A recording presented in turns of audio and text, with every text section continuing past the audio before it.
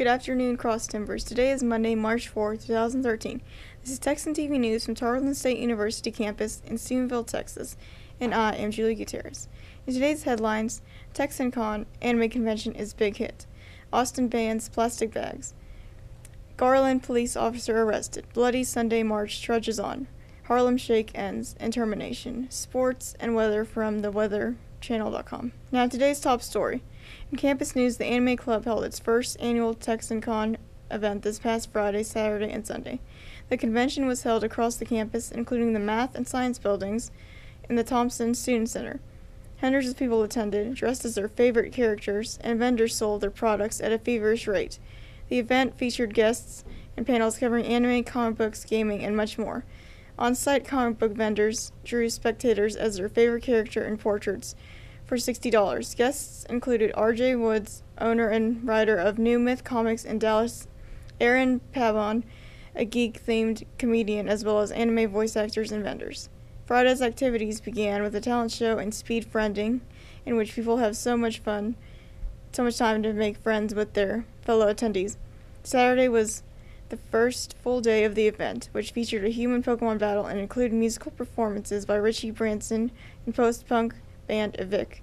The day featured panels and discussions with comic book artists and Tarleton professors. Margaret Risher, an organizer for the event, said, "All of the guests were extremely impressed with the hospitality of Tarleton State University and said thank you for being invited to such a welcoming and beautiful campus."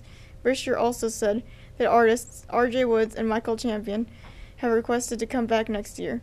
The event also raised money for the Wounded Warrior Project and scholarships for students at Tarleton. The event ended early Sunday afternoon with a committee planning meeting for TexanCon 2014. The following video will show different activities held during the event. Okay, so this is TexanCon 2013, and this is an artist alley. This gentleman here has drawn these amazing pictures. I think they're pretty cool. Why did you come to TexanCon? I got invited to come out. The people running it saw me at one of the anime shows in Dallas. And I don't do a lot of anime shows. I primarily do the Comic-Cons, comic book conventions. But I've started branching out. I enjoy doing the anime shows. Hello, this is TexanCon 2013, and I am Julie Gutierrez. I'm going to interview two people here who are in cosplay. So, who are your characters? I am Miku Hatsune from Vocaloid. And I'm Rin Kakamine from Vocaloid. Oh, so you're both from the same anime? We are. That's Not why an we anime. become Oh, what friends. is it? Is it a manga? No. We are not a manga. We are a voice synthesizer program. Oh, okay. And there's lots of most of the videos are fan made of us singing songs. You can Google like YouTube. Well, thank you for letting me interview you. You're welcome. In regional news, according to the Stephenville Empire-Tribune, Austin, Texas has officially started a ban on plastic bags. On Friday, the plastic bags disappeared from stores. Shoppers were angry that they had to pay for reusable bags instead of plastic. To reduce the litter on the streets, Austin is one of the first cities banning plastic bags.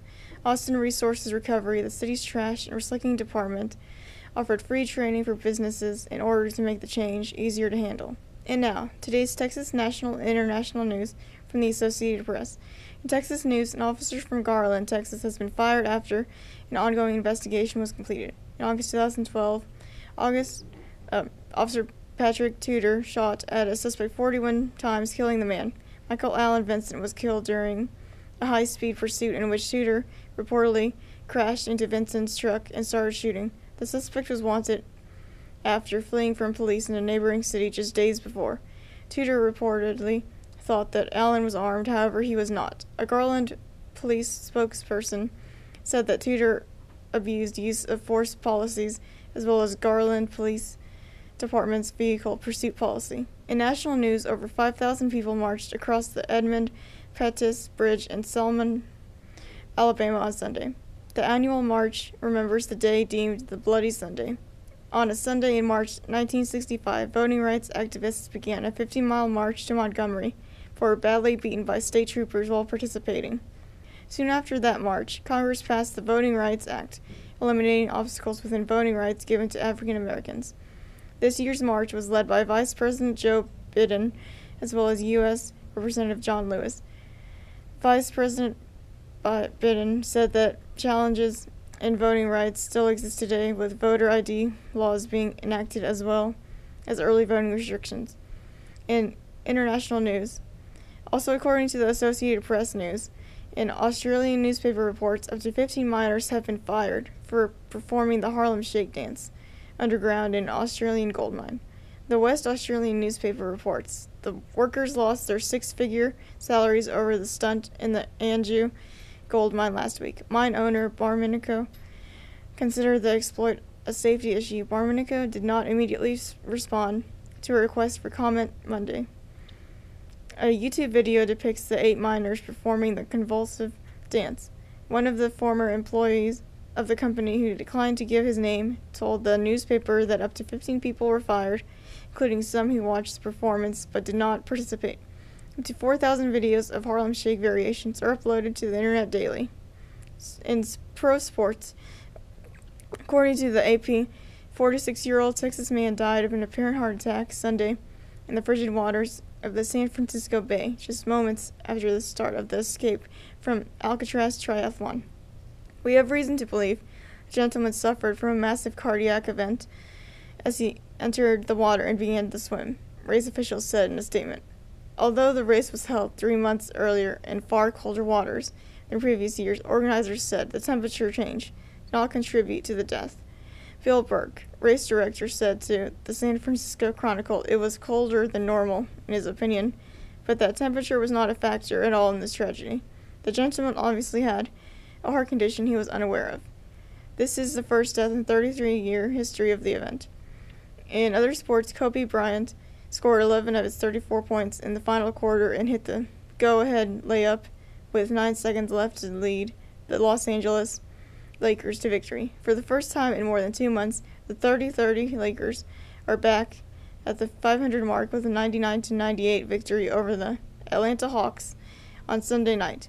In Tarleton sports, you can watch the Texan tennis team versus Cameron University here at the Tarleton Tennis Courts on March 5th at 1:30 p.m.